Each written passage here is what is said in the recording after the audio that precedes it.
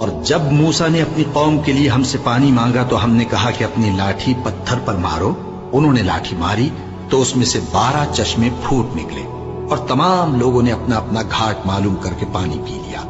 ہم نے حکم دیا کہ اللہ کی عطا فرمائی ہوئی روزی کھاؤ اور پیو اور زمین میں فساد نہ کرتے پھرنا.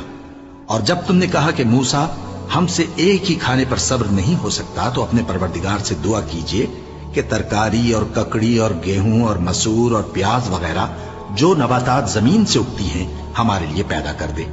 انہوں نے کہا کہ عمدہ چیزیں چھوڑ کر ان کے بدلے ناقص چیزیں کیوں چاہتے ہو؟ اگر یہی چیزیں مطلوب ہیں تو کسی شہر میں جا اترو، وہاں جو مانگتے ہو مل جائے گا. اور آخر کار ذلت و رسوائی اور محتاجی و بے نوائی ان سے چمٹا دی گئی اور وہ اللہ کے غضب میں گرفتار ہو گئے.